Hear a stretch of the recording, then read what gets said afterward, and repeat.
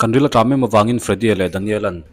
Iho Machu Khasicho Veilelan Tia Jadodorakan Vakala I Marati Munahan can do kan Vakoka kan copy and Camilo Pegan Etan Al Tizia Kome Arem Changin Tiziani Chumizoton kan Dorakan Vakala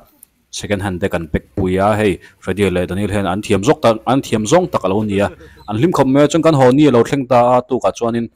ruate lo sur kan ril tram em wang thingpui kan ina chuanin chang thop le arhui kan thua kan e chuanin maktak men kan motor ken hnung lama lo thepa bungro kan nga deuh wang ne kan thlak le te te ti chang kan tlana nong stoin ram kan thlenga e uihian min ngai na ka ti to kha chuan chu ui chuanin a thian te ko phe he mihring hi min ngai na khop mai atia chuanin kha ui po khan ani hi mole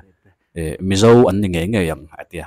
chuan phui namram kan thlenga phui namram a chuanin phui namalo om chawa akung koin hai ka akung chapakan lak te po halo thar le chaw ta kan la le a ti chuanin hi megale rama chung kan tlan zela an kong hi thaina nuam em mo amaro chu ro asur anal do hlega chu wang chuan khalchak a thailo chum te ron zinga chuan kathin lung po zinga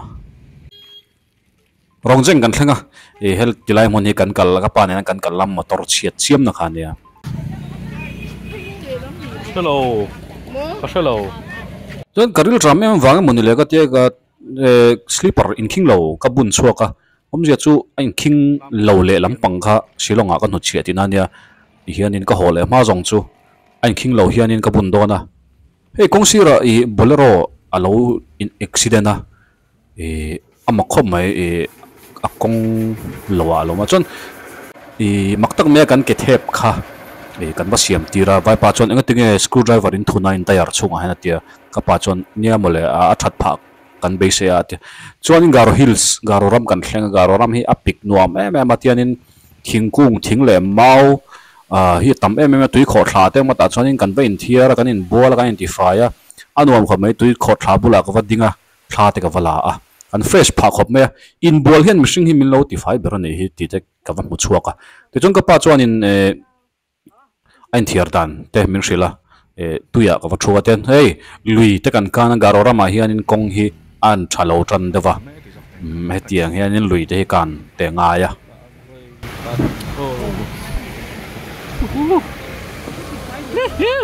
ti chuanin garo rama mun lar mmc chu kan thlenga si chu a hianin puk a oma kala mubik lo ma ro chu youtube vela kan an enola hey kong hi che em a thut mil thelo ni hey ngong kan ring hi inting yang kan thun be lo phe jon tianin acherenga chon ka pan sin ne avalawa avala chome tan la chau maya chonin garopa pakhatin nga tinge na kha in lak chaw atia chon ka pa chonin hei kan chome tan kan mang thina tui khom mai tia garapa chon ani chumule really in ti tram le mai tia Baghmara kan thlenga ti chuanin kan rila tram me wangin ka chung ta chu restaurant ta Thilovei Veila antia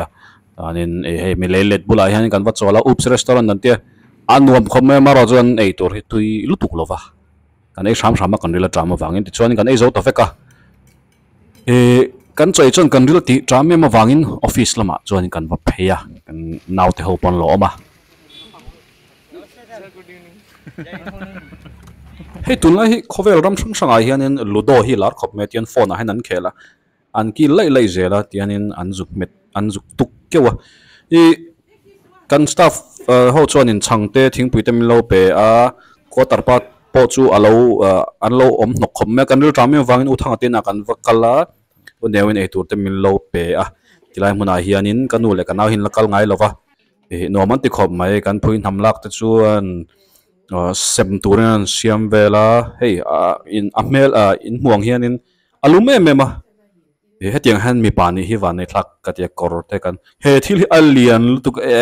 lian takani chuan mal som poron pheya mi khwala nam sia e tur omdon ti alo shave nyang chu ani hi afing khop me chuan uthanga in khel zo poron ho a te chuanin cho e turin kan buat saya kan e don mela zo te hian mi ngai na ka ti to kha chon choi khama chuanin mal somate na kan unaw riak turin min phur pheya ani hi guest house a ina lo a room a lo a hotel ang dewa hianin ina lo tapa anda dino me ma inverter ten ne ya en kan unawin a sitting room a chuanin min mutira hei kalom khop me fridge bula min mutira zana ril tram thut chuanin thongai mi lon tian go bananga khonga ril tram are mai don tin zinga chang kan ril tram em wangin breakfast meron pe hotel ho chuanin an ka sleeper in king lo po chu be se angen alo lo ma atuk a po chuanin a king le lampang khang tin nge omang o ti te ka ngai to kan ril tram em wangin mal so ma chuan hei hi in nei tu ten meron pe engen ni po ka shalo freezer ka da tia chaw lo nya chokhal chokhang chon chomhe te arsa te sadang te chung tiang vela mo chuanin abu min an tira ka bu hi mak tuk chaw ang lu tuka tian va en lei la ya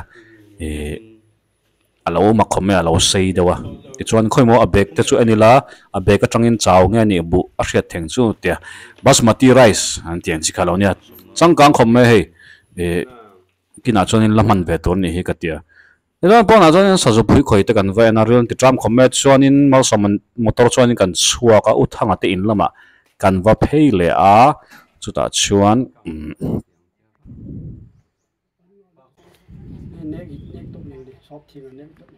hei hi kala lungte om zun chuat na na ani an tia ai the an tia mal som han uthang han airport lai thi lo chong ke ve chin anga tia ma khop mai kanau po hianin ai ya dampui ve te miala chu chuanin na le ka tiang thil hring vel kan hukhan rel ti tram em wangin hi uthanga te na chuan chok an e ngala ti hianin chuata han kan ei mai thina nom em em kan ki lai lai tu man kan warap lem lova kanau pan lai ka chuan tiang a hianin chome a ka ke ka wa thol pal to tin hei zo te han min ngai na ka ti to kha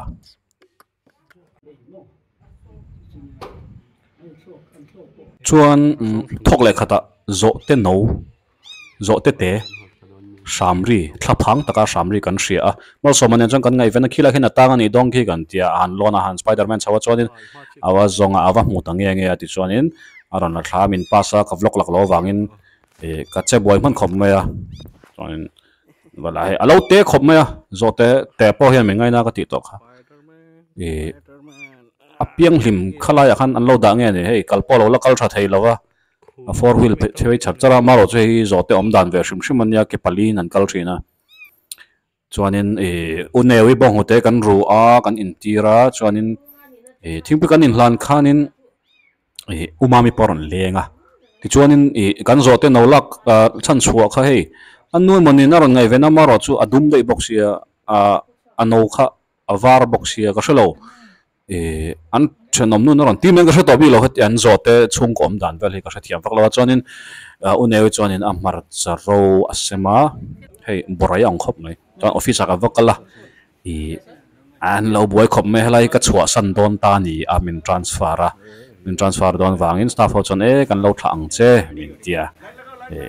vai ho in tha thiam dan ber kek mangin sr john sara inte ni fantastic अभी लाइट लगा रहा है sir blog में डालेंगे ना हाँ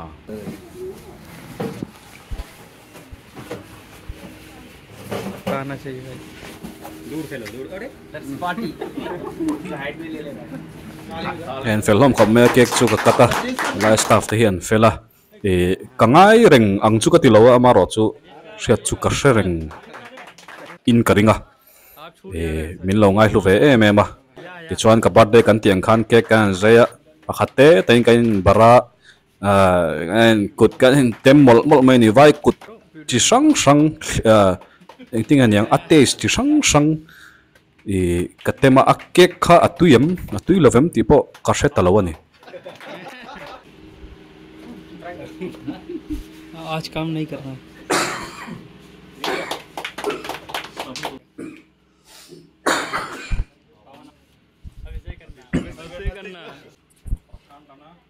tian alukim nge ya bar an ngai box ya chuanin anin alukimin min bar boka arei du ngar khop mai amaro je min ngai hlu chiat en tirna ani a khalom khop maya helai mun hi ka chhuahsan tur poi engemaw zong tak chuanin kan lawma a chan chu mun harsa ani a ke ni kan la junior box ya kan la thiam lova ka soi chung le ka soi lo chung pan lo lain bar char maya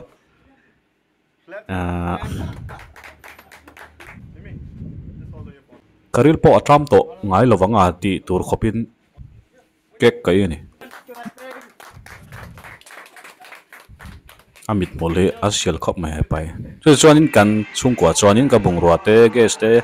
a stove te chuan la chuaka nu le paten antify chara choi khom turin madam iten akan kala hei tun lai thil lar ka ti ludo te pok hau thang ten lo khela pona hianin hei Hei ka sleeper hian ro. erong lo bola ka Silonga aking hi. sleeper in king lo te chu kawa mu tira in chuang takin Oh.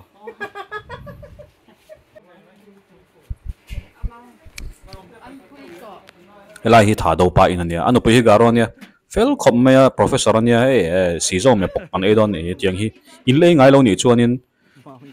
in tin tem mani wa zong la he pa hovin lu don lo khela yan an zu tuk keu kewa chang len in hawa chang le anin hei ui hian min ngai na ka ti to kha he ui hi a mel hi ka soi thiam lo a zei lo ka ti don nge a mit so akal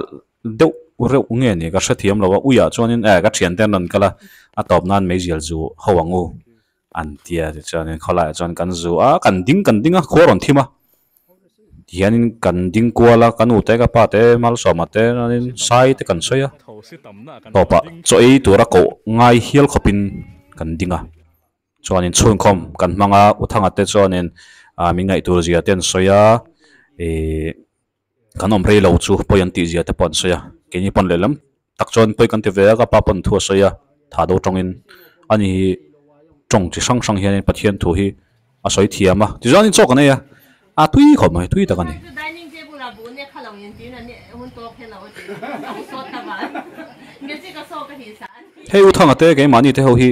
dokana choi ngai lo khan ni wang hianin kan atm lo wa